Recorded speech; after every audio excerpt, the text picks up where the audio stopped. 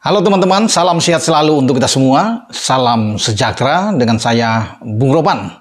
Pertandingan antara tim nasional Indonesia U23 melawan tim Yordania U23 akan berlangsung pada besok hari. Itu tepatnya pada 21 atau hari Minggu, ya. 21 April jam 22.30. Ini pertandingan yang menentukan, saya pikir. Ya, hidup mati bukan saja buat Indonesia, tapi juga khususnya buat Yordania. Karena Yordania tidak punya pilihan lain. Mereka harus bisa memenangkan laga jika ingin lolos ke babak selanjutnya. Walaupun masih ada pertandingan secara bersamaan, ketika kita main melawan Yordania juga di jam yang sama, akan bertarung tuan rumah Qatar melawan Australia.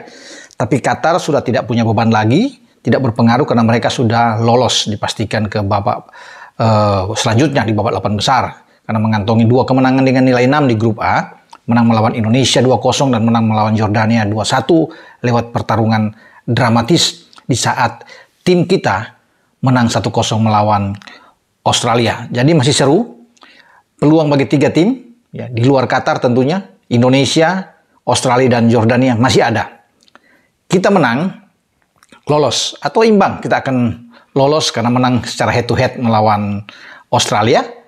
Dan itu yang membuat bagi Yordania, yang saya bilang tidak punya pilihan lain, mereka akan bermain habis-habisan terbuka, ya, melawan kita. Mereka harus bisa mencetak gol. Ini menariknya kalau mereka bermain terbuka melawan kita, ini akan menjadi makanan empuk bagi tim asuhan Sintayong. Ya, kita sudah mendapatkan kembali Ivar Jenner yang setelah bebas dari hukuman 2 kartu kuning kemarin kena kartu merah. Dia hadir, kita sudah kedatangan Justin Hubner. Ini tim semakin kuat, tinggal STY akan meracik kekuatannya untuk melihat permainan dari lawan. Ketika melawan Qatar, STY tidak menyaksikan secara langsung, ya bisa saja ada tim khusus yang dipersiapkan mengintip duel antara Yordania melawan Qatar, dan STY akan mendapatkan evaluasi dari sana. Tapi pertandingan pertama menurut STY dia nonton lewat TV duel antara Yordania melawan Australia yang berakhir imbang. Nah, dalam pertandingan tersebut Australia mendominasi. Banyak peluang tapi Australia gagal. Ya, sial saja mereka tidak mampu menumbangkan Yordania dengan persentase ball position Australia bahkan 70-30, sangat tinggi. Yordania bermain sangat dalam, parkir bus menghadapi Australia. Nah, kita kemarin tampil bagus. Ya, anak-anak sangat disiplin dalam pertahanan, pemain tengah juga oke. Dan bahkan kita bisa menang bukan saja 1-0. Kalau Marcelino bisa memanfaatkan kesempatan saat Nathan Cho memberikan umpan di menit-menit akhir, di babak kedua kita akan menang dengan 2-0. Sayang sekali. Nah, ini akan dievaluasi oleh STY. Karena STY bilang belum begitu sempurna permainan kita dalam 2 laga. Ini harus disempurnakan saat melakukan pertandingan hidup mati melawan Yordania. Ya. Pelatih Yordania itu Abu Zema, ya tepatnya Abdullah Abu Zema, itu akan menginstruksikan timnya untuk bermain ofensif. Sejak kick off atau peluit pertama dibunyikan wasit, mereka akan berusaha untuk keluar, mencetak gol secepat mungkin. Nah, ini harus hati-hati bagi lini belakang kita. Entah Ferrari dan Komangnya akan dimainkan, sudah pasti Rido, sudah pasti akan ada di sana. Kita bermain dengan skema 3-4-3, tergantung STY semuanya, atau menempatkan Justin Hubner akan ke belakang. Ya, kita tidak tahu. Yang pasti Nathan Cho kemarin bermain oke, dia ditaruh di gelandang dan dia memperlihatkan penampilan yang baik untuk mengisi posisi dari Ivar Jenner yang tidak bermain. Jadi di tengah bisa aja kembali Nathan Cho akan dimainkan bersama dengan Ivar Jenner di sana. Nah, Justin Hubner bisa ditarik ke belakang untuk lebih kuat. Nah, tergantung siapa yang akan dikorbankan karena Komang bermain oke, bahkan Komang mencetak gol kemenangan buat kita. Ya, apalagi Rizky Ridho tidak tergantikan sebagai kapten, Ferrari juga oke. Nah, semua tentunya ada di benak, ada di kepala STY untuk memainkan starting 11 terbaik. STY sudah mengatakan sangat percaya diri ketika mengalahkan Australia, ya, kita bisa lolos, kata STY. Ya, dia melihat bisa ke babak berikutnya, ke 8 besar. Ya, walaupun mereka akan menghadapi Yordania yang butuh menang melawan kita. Saya pikir STY sudah menyiapkan bagaimana strategi terbaik, ya, memancing Jordania keluar dan kemudian kita counter attack, kita akan mematikan juga, dan saya rasa kita bisa mencetak gol ke gawang Jordania, karena Jordania tidak istimewa amat kalau melihat penampilan mereka di pertama melawan Australia yang sangat tertekan, dan juga mungkin mereka akan lebih baik ketika melawan Qatar kemarin, dan itu secara dramatis mestinya mereka bisa bermain imbang 1-1 sebelum ada gol di menit 103 ya. Bahkan itu pertandingan diperpanjang hampir 20 menit di injury time. Luar biasa ini. Wasit Sivakorn Udom dari Thailand memimpin. Makanya kecewa semua pemain-pemain Jordania. Mereka berharap bisa imbang, tapi akhirnya di menit 103 ada tandukan dari Manai dan menghasilkan gol. Padahal perpanjangan waktu itu cuma 10 menit. Gol itu terjadi di 103, sudah 13 menit. Bahkan wasit baru meniup itu di 19 menit perpanjangan. Luar biasa memang wasit Sivakorn Udom ini. Oke, kita tidak membahas ke sana, kita akan membahas sekarang tentang Jordania ini. Jordania terakhir memainkan pertandingan lawan Qatar kemarin dengan formasi yang dilepas oleh Abdullah Abu Zema sebagai arsitek mereka dengan 3 pemain belakang, ya, 4-1-2. Ya, kalau bisa kelihatan dengan 3-4-3 sama seperti STY memainkan tim kita dengan 3-4-3. Nah, penjaga gawang mereka itu adalah Ahmad Juadi. Kemudian 3 pemain belakang, ya, yang ditampilkan adalah Adel Yunus, ya, Adel Jamus, kemudian ada Azhari Ibrahim, dan juga ada Faisal Abu Sanab. Ini yang dimainkan. Mereka tidak akan bermain saya pikir dengan flat. Ini 3 karena mereka butuh untuk bermain menyerang frontal ke gawang kita tentunya. Ya. Kemudian 4 pemain mereka, ya, itu ada Muhammad Abu Taha, bermain agak ke kanan dia, ya, di flank. Dan juga di kiri itu ada Arif Al-Hay yang mencetak gol balasan 1-1 melawan Qatar kemarin sebelum mereka kena di injury time, ya.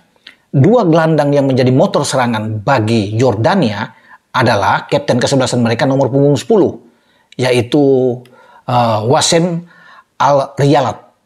Dia ini berbahaya. Ini pertarungan dengan Ivar Jenner pasti di tengah. Ada Nathan Cho juga. Nathan Cho bisa mengawasi pemain nomor punggung 17. Jordania juga berbahaya. Awon Al-Maharme. Itu 2 ya. 17 dan 10. Tapi secara keseluruhan saya pikir mereka juga punya flank yang baik. Dengan nomor punggung 6 Abu Taha dan nomor punggung 7 yang mencetak gol Arif Al-Hay. Lalu lini serang dari Jordania itu ada 3 pemain. Kalau mereka satu lebih ke belakang, itu akan diperankan oleh Rezik Banihani. Rezik Banihani ini ketika melawan Australia bermain 0-0, dia bermain di depan. Karena mereka bermain dengan formasi agak berbeda saat itu. Karena ada kartu merah 1 ya, pemain belakang mereka keluar. Nah, Abu Sema memainkan dengan 4-2-3-1. Skema mereka melawan Australia. Melawan Qatar kemudian dirubah dengan 3-4-3 karena mereka ingin menang setelah draw, ingin menang dan tampil lebih bagus dibandingkan pertandingan pertama Jordania. Ini pasti harus diantisipasi oleh STY. Oke, kita lihat selain Rezik Banihani, 2 yang ada di depan mereka yaitu Saif Darwish nomor punggung 14. Kalau Banihani ini nomor punggung 20. Ya, ini harus diingat oleh pemain-pemain kita. Semoga mereka bisa melihat ya konten video saya ini. Dan nomor punggung 21 yaitu Kamel Kabone. Kamel Kabone ini nomor punggung 21. Jadi mereka punya 3 pemain di depan yang akan langsung dimainkan oleh Abu Sama melawan timnas U23 kita. Banihani nomor punggung 20 sekali lagi. Teman-teman, nomor punggung 14 Saif Darwish dan nomor punggung 21 Kamel Kabone. Nah, mereka ini yang kemarin hanya melakukan 2 pergantian saya pikir melawan Qatar, dan 3 pemain ini ya bagus. Ya, luar biasa, bahkan di depan Darwish dan Kamel Kabone tidak tergantikan, termasuk Banihani yang harus diperhatikan oleh Rizky Ridho. Entah di sana ada Jasin yang dimainkan lebih dulu atau Komang dengan Ferrari yang bermain lebih awal, karena kemarin kan Komandan Ferrari bermain lebih dulu. Yasin Hopton masuk di babak kedua menggantikan Kelly Schroyer. Ya, karena kita sudah lengkap pemain-pemain dengan kembalinya Ivar Jenner. Saya rasa STY tahu apa yang harus dilakukan di saat lawan memilih untuk keluar ofensif, ya, bermain dengan kita. Nah, ketika mereka ofensif, mereka tidak punya kekuatan. Di belakang mereka sebenarnya nggak kuat-kuat amat, ya. Dengan Adel Jamus, kemudian ada Al-Hay Ibrahim dan Faisal Abu Sanab. Tinggal sekarang, ya, bagaimana pemain depan kita memanfaatkan setiap peluang yang ada.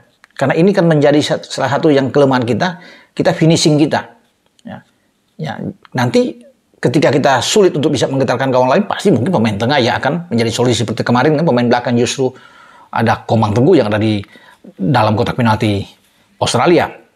Nah, Witan Sulaiman jika pasti akan dimainkan di kanan, bisa saja mendorong Marcelino ada di kiri dan mengembalikan Rafael Struijk bermain di posisi striker ya di sini. Tiga ini ya akan harus cepat bermain. Kita punya kecepatan. Kita bisa menggetarkan gawang Ahmed Djouadi ya.